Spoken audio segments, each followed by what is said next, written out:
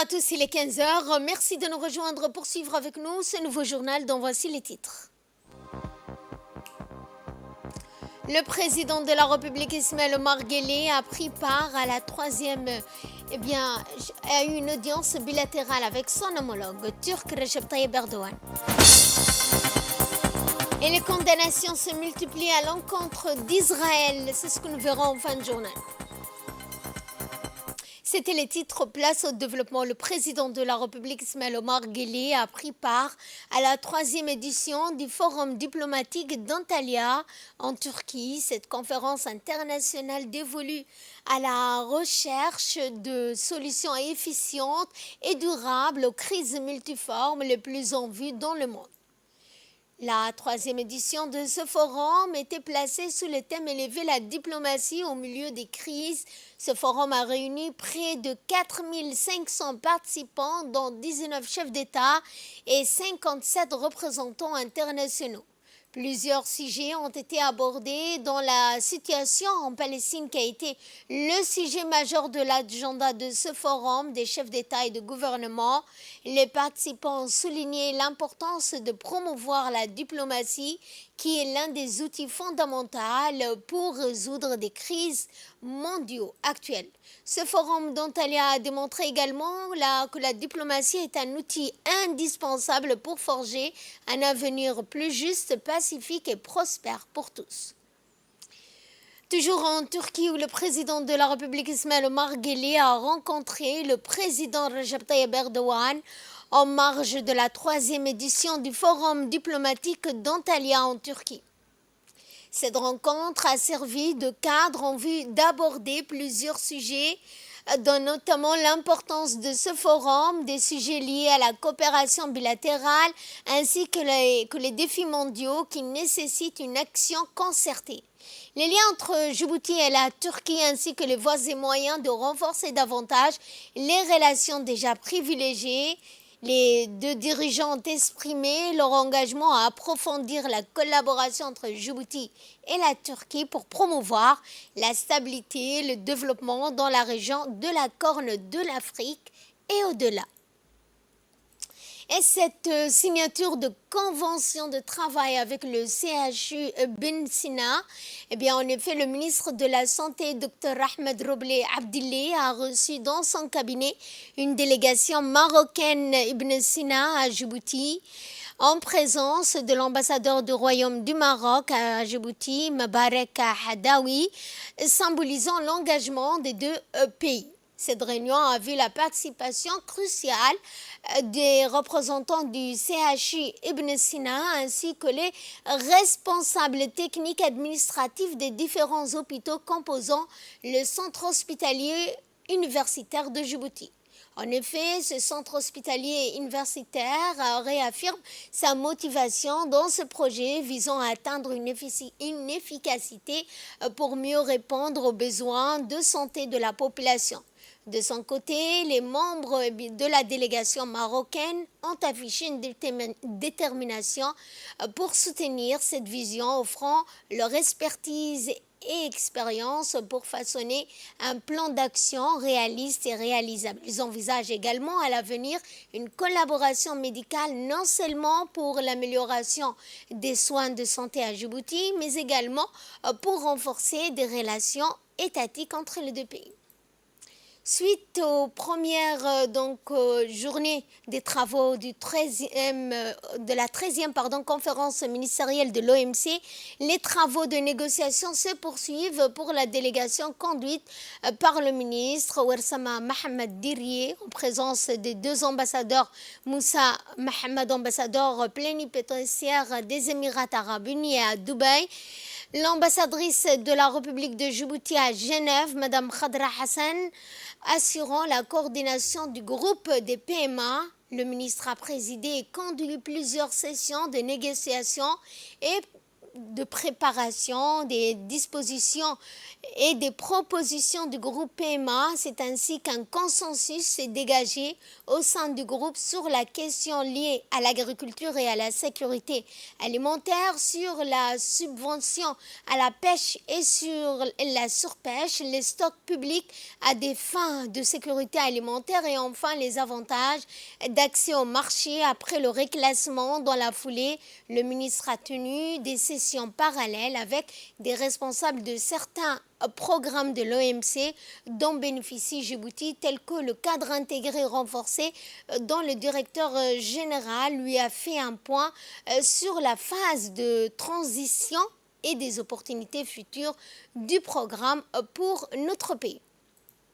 Une réunion de travail sur la proposition d'un mémorandum d'entente entre la Commission nationale des droits de l'homme, la CNDH, et la Commission de la législation de l'administration générale et des droits humains de l'Assemblée nationale s'est tenue jeudi. La réunion de travail s'inscrit dans le cadre que la CNDH et le Parlement vont bientôt signer pour formaliser un cadre de collaboration pour la promotion, la protection des droits de l'homme. Cette réunion a été présidée par le président de la Commission nationale des droits de l'homme, Ali Soubani Ateye, et a vu la participation de la présidente de la Commission des lois, l'honorable Kaltoum Farah, était également accompagnée par son vice-président, Abdallah Barkhat, le député Mahmoud Moustapha, le secrétaire général de la CNDH, le commissaire Dr Ibrahim Hassan et les cadres de la CNDH également ont donc pris part à cette rencontre de travail. Dans sa quête de l'accréditation au statut à la CNDH, doit construire ce partenariat avec l'Assemblée nationale comme consacré par les principes de Belgrade. Et l'Association des citoyens solidaires, en collaboration avec les militants du parti RPP, ont organisé aujourd'hui, 2 mars, au complexe d'Ar-Rahma, une journée de sensibilisation placée sous les thèmes de l'éveil et de la conscience collective. Une journée dédiée à l'éradication du tribalisme, de la haine pour créer un Djibouti fort et solidaire, des jeunes citoyens conscients et consciencieux de l'importance du patriotisme, de la citoyenneté qui œuvrent dans le social, ont donc emboîté le pas à leurs aînés dans la lutte contre ce fléau sociétal qu'est le tribalisme. C'est dans l'esprit de réaffirmer et présenter avec une force renouvelée la foi en la patrie et en ses institutions gouvernementales et l'unité nationale que le mouvement des citoyens solidaires a pu organiser cet événement. Eh bien, c'est un événement d'envergure tel que celui-ci. Plusieurs programmes étaient dans l'agenda, tels que un don de sang baptisé don du 45e anniversaire, une campagne de sensibilisation de lutte contre le fléau du tribalisme et de la division sociale, des témoignages de gratitude des jeunes et des cadres au président de la République, Ismaël Omar Guelleh, ont participé à cette cérémonie, outre le président du mouvement des citoyens et notamment les présidents de la commune de Bel'Aus et de Belbela.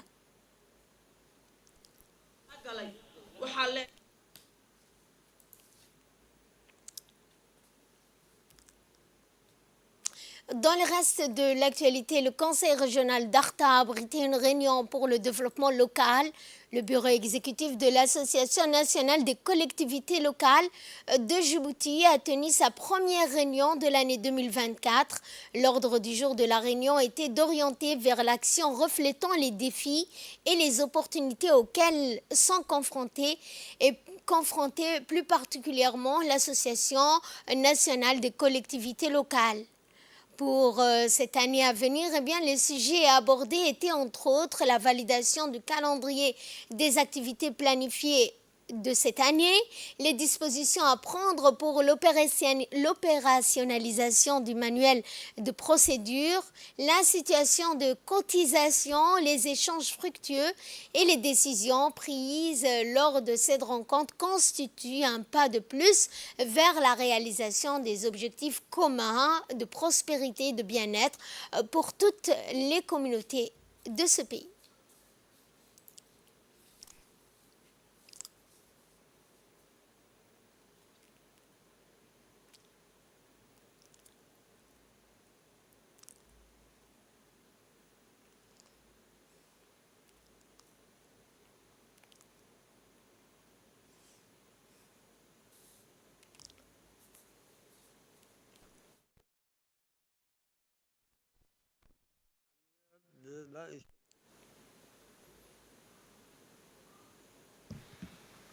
De l'ANCD, M. Omar Hussein, l'ordre du jour de la réunion est le suivant. Validation du calendrier des activités planifiées de l'ANCD de procédure, de manière de procédure, et ainsi de suite. Et diverses questions qui seront développées par le président de l'ANCD. On écoute cette fois le mot du président de l'Association nationale des collectivités locales de Djibouti. Monsieur le Président, merci de nous avoir accordé cet accueil chaleureux dans votre belle région d'Arta.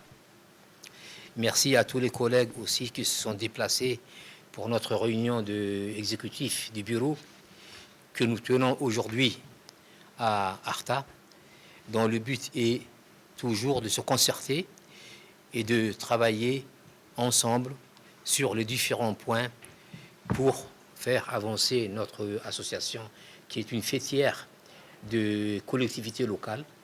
Ça sera un moment de partage des idées et de renforcement aussi de nos institutions et aussi parler aussi des problématiques que la décentralisation que les collectivités connaissent. Et cette réunion nous permettra aussi d'aller vers l'avant. Je remercie encore le président d'Arta pour un accueil chaleureux et tous les collègues qui sont déplacés des régions, des communes, de la mairie pour assister à cette réunion. Et nous allons passer à l'ordre du jour. Et nous allons à Dikil cette fois avec la cérémonie de lancement de la campagne de masse sur la communication pour le changement social et comportemental de l'éducation parentale, sur l'éducation préscolaire et le développement intégré du jeune enfant. Était présent à cette cérémonie le 3e préfet adjoint de la région de Dikil, le vice-président du conseil régional, la directrice de l'enseignement public, le coordinateur du programme par intérim, le chef de projet de l'USAID Jouer pour apprendre, le projet en lui-même Jouer pour apprendre, Play to Learn, est financé par l'USAID et mis en œuvre par Maud McDonald, en collaboration avec ses partenaires du MENFOP, du ministère de la Femme et de la Famille, du Sunnat al-Hayat et l'UNFD, a pour objectif de soutenir la vision du gouvernement de Djibouti, qui est d'améliorer l'accès à une éducation préscolaire de qualité pour les enfants âgés entre 3 et 6 ans, les plus vulnérables, et ceux issus des familles démunies. Des associations et les honorables invités pour marquer le début d'une campagne de communication qui vise à promouvoir le changement social et comportemental en faveur de la petite enfance et de l'éducation préscolaire. L'éducation de tout petit est un enjeu majeur de notre société. En investissant dans la petite enfance, nous investissons dans l'avenir. C'est pourquoi il est essentiel que nous mettions en place des actions concrètes pour accompagner nos enfants dans leur développement et leur épanouissement. La campagne Jouer pour apprendre a pour objectif de sensibiliser les parents, les enseignants, les acteurs sociaux et la société dans son ensemble à l'importance du jeu dans le processus d'apprentissage des jeunes enfants. Et suivant cette fois l'intervention du responsable du projet de l'USAID qui a indiqué l'importance que revêt ce projet pour les jeunes enfants. Au nom de l'équipe du projet de l'USAID Jouer pour apprendre, je vous remercie pour votre présence massive à la cérémonie de lancement de la campagne sur la communication pour le changement social et comportemental que nous organisons conjointement avec nos partenaires, notamment l'UNFD, le ministère de l'Éducation nationale et de la formation professionnelle et le ministère de la Femme et de la Famille. Cette campagne que nous lançons aujourd'hui, ici à Dikil, marque une étape décisive dans la mise en œuvre du projet, car elle nous donne l'occasion d'aller à la rencontre des populations pour leur expliquer de quoi retourne ce projet, qu'est-ce que nous faisons, afin de susciter, comme l'a dit tout à l'heure Monsieur le Préfet, leur implication et leur engagement à soutenir les activités que nous menons. En effet, notre objectif est de contribuer à changer la perception des parents et des communautés. Cette campagne vise à changer les comportements sur 5 aspects bien précis. C'est pour moi un honneur et un réel plaisir de prendre part à cette cérémonie de lancement des séances de sensibilisation précédant l'exécution des projets Jouer pour apprendre. Il s'agit d'une initiative saluable destinée particulièrement à la petite enfance et financée par l'USAID. L'objectif ici est d'impliquer et intégrer dans le cursus scolaire les enfants laissés en marge à la maison. À cet effet, de par les responsabilités qui nous incombent, j'exhorte tout parent à s'impliquer massivement et veiller scrupuleusement à la réussite de ces programmes. Parce qu'il y va de l'intérêt de nos enfants, mais aussi de l'avenir de la nation. À travers ces programmes, l'enfant se verra non seulement épanoui, mais aussi éduqué. Direction Obok, où les associations Obukia Ado et la Voix des jeunes femmes d'Obok se sont unies dans un effort commun pour organiser un atelier visant à lutter contre la violence basée sur le genre et promouvoir également l'égalité culturelle. Cet événement, financé par l'USAID à travers la compagnie Kenzen à hauteur de $10 000 pour association, a réuni un large éventail de partenaires, toutes les parties prenantes de près et de loin, notamment les autorités locales, des organisations de la société civile, les différentes responsables des services techniques déconcentrés de la collectivité, des partenaires techniques et financiers, ainsi que les représentants des communautés réfugiées yéménites et éthiopiennes. Parmi les participants, bien figure le préfet de la région, M. Moussa Aden, le président du conseil régional, Mohamed Humed, la responsable de la composante 3, Mme Kafia Omar, et les autres responsables tels que du ministère de la Femme, de la Famille, de l'UNICEF, du HCR et du PAM. Contraintes de vivre dans la paix, dans leur propre foyer ou dans l'espace public. Trop de femmes ont été privées de leur dignité, de leur autonomie et de leur droit fondamental à une vie libre de toute forme de violence. En tant que présidente, je m'engage à faire de la lutte contre la violence faite aux femmes une priorité absolue. Nous devons renforcer nos lois pour protéger les victimes et poursuivre les agresseurs. Nous devons investir dans des programmes de sensibilisation et d'éducation pour changer les mentalités et promouvoir le respect mutuel.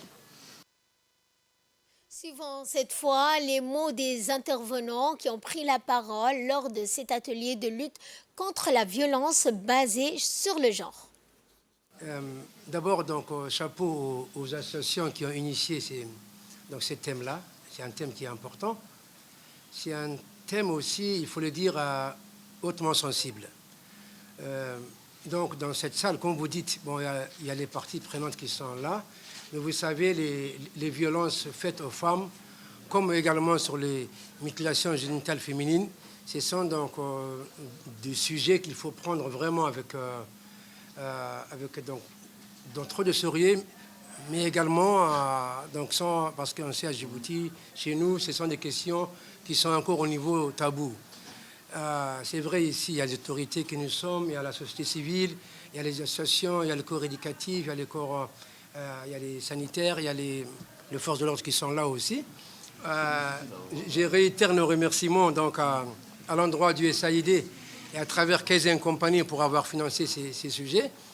Tout d'abord, je tiens à remercier l'USAID à travers Kaizen qui nous appuie dans ce projet. Je remercie et je dis bravo et courage aux associations qui ont pris ce thème pour pouvoir venir en aide à nos compatriotes. C'est un thème, vous savez, tous les thèmes qui reposent sur le tabou sont sensibles.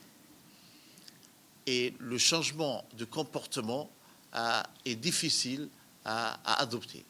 Donc, il vous faudra beaucoup de courage et persévérance pour atteindre ce but.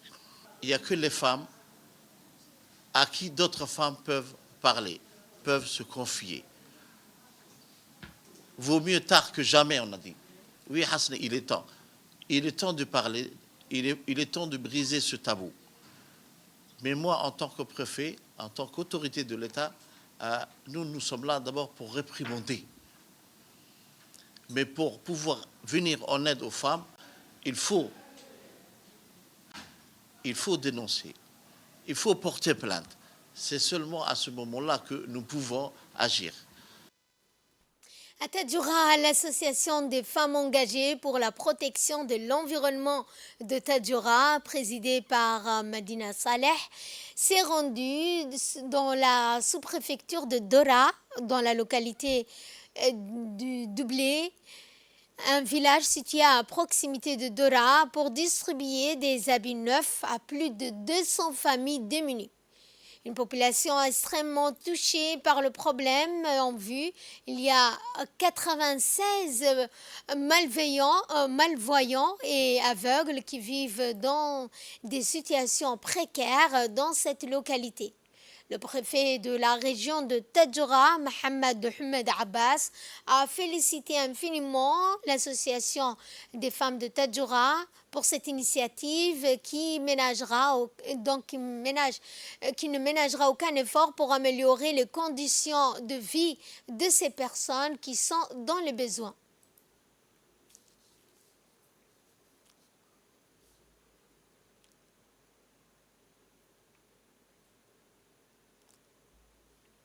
Ali Sabié, cette fois, l'équipe de la brigade de la douane d'Ali Sabié, en collaboration avec les éléments de la police du détachement d'Ali Sabié, ont au cours d'une opération de patrouille menée sur le secteur frontalier de Galilée, ont saisi quelques 1500 kg de canne de contrebande. Les contrebandiers voulaient l'acheminer en quantité vers la ville. Selon la procédure standard en vigueur, cette quantité a été détruite sur place par la brigade de douane en présence du chef de brigade de la douane d'Ali Sabié, M. Mohamed Moumin Hassan.